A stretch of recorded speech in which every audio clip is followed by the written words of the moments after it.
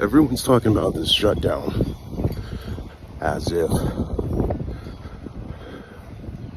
it was just about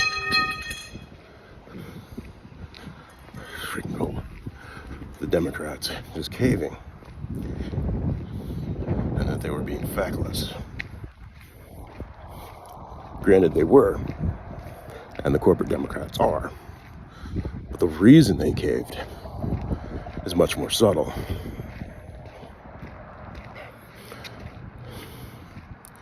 You see, when you destroy an insurrection, as stated, the main thing you have to target are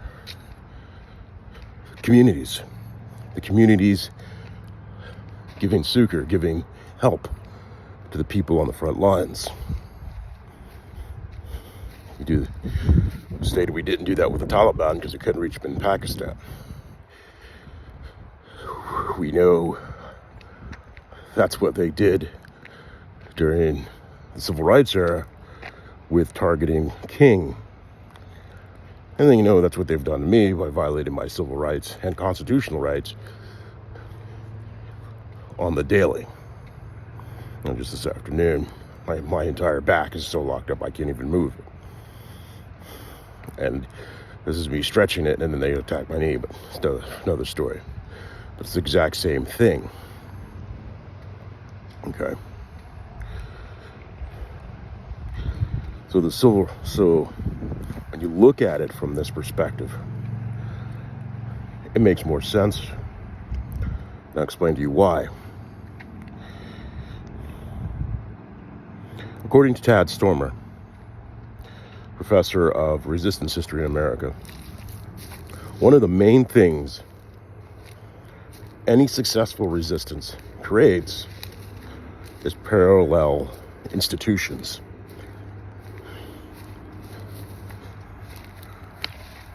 When the government destroyed the Black Panthers, they showed the guns, but they didn't explain they were protecting their neighborhoods from police brutality. Because as far as these corporations and these bigots were concerned, police brutality was working just perfectly. Why should they be protecting against police brutality? The main thing they were after, the morning lunches so the kids could learn, and the education so the adults knew their rights and knew how to navigate it. In other words, they were destroying community. That was the danger of the Black Panthers. It created community effects for change counter to exploitation. Right now, King Charles is all happy. He has everything under control, him and William. I could care less about any of that. I just need my country back and my money that had been stolen from me. You might ask, why is this important? Well, and it's not a digression. Because they have to stop me and what I stand for, which is community. Because if they can stop the spark, which is me, from standing up for my rights, the community of working class and middle class and white, blue collar and white collar workers will start to say, where's our cut? They have to make me seem crazy, because the moment that I'm not crazy, the house of cards comes falling down. So back to why this shutdown was really stopped by these corporates is, while these food lines were coming into play, people were going hungry, so to speak. Well, they were. SNAP benefits were being shut down. People were not working. People not getting paid. One of the things I stated is we need to create a parallel institution. Because remember, at the beginning of the summer, stated, first, the working class needs to remember how to protest. We saw that. 3 protests, 3 bugles. And now we need to learn how to fight. This was the hardest part. This is the return. We've gone out, learned what we needed to do, got the practice. European Americans got the practice. And now comes the hard fight. The shutdown was battle number 1 of the hard fight to regain our constitutional republic and our control over our representatives. So people were, and still are, but not too much, it's been weakened dramatically because people were coming together. Workers were saying, keep up the fight. We got this, we'll survive. People were giving to their local community food banks.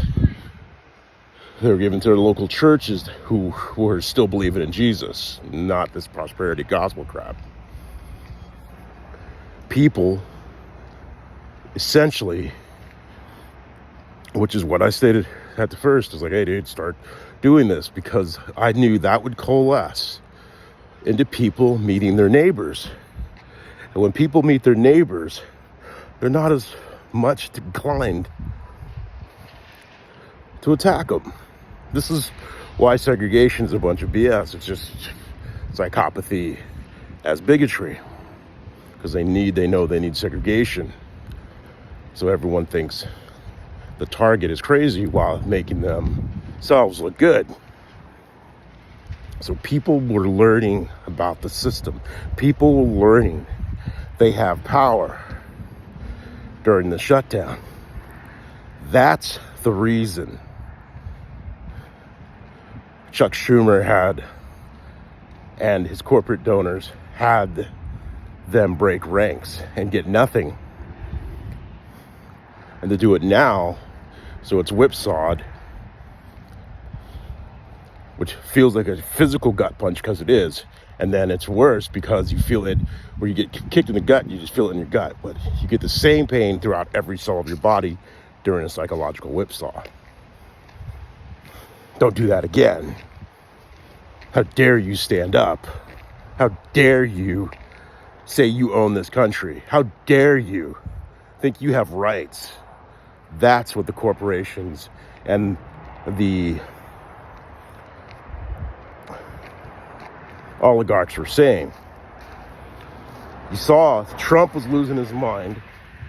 Mike Johnson was absolutely losing his mind. You could hear it in his voice. He expected the Democrats to fold, because they were supposed to. That's their job, is to fold and then give a few scraps. And then the corporate Democrats are saying, well, we'll just keep doing this, and we're going to keep violating everyone's rights, including mine. Because if you think I'm the only person the SEALs are doing this to, you're high on you're high as a kite. They're silencing dissent. These politicians do not represent us. They think they rule over us. And Joe Biden went to D.C. to seal the deal and make it appear as if there was some type of resistance.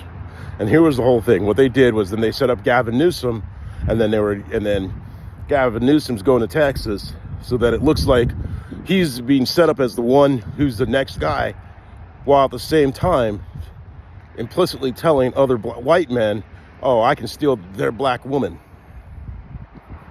You want to know who controls you is the one who you cannot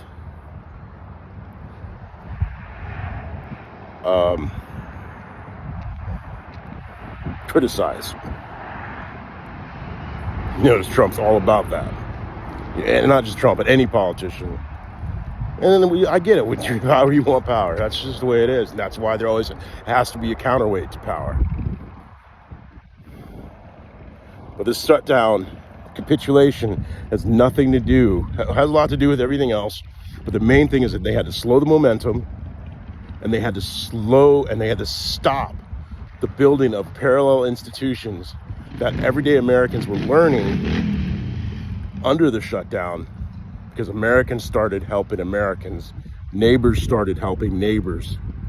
And it means they weren't dependent upon these oligarchs and corporations who are turning us into a fascist surveillance state. See you on the other side. This is only one battle. We have many more. It's going to be painful because they whipsawed and they're going to keep trying to whipsaw. But you got to stay focused. The fate of your nation, the fate of our nation, and the fate of the world is in our hands as Americans. Who do we wish to be? Free or enslaved? I'm counting on the fact most Americans want to be free. And freedom means being able to live one's life as they wish without the interference of government or private entities with reasonable, and here's that freaking lawyer word, reasonable. What is reasonable? Where we all get together and we say, this is what we want. Right now, we're not saying that. Right now, it's only a few who think they rule over us and telling us what to do. I'll see you on the other side. Carpe diem.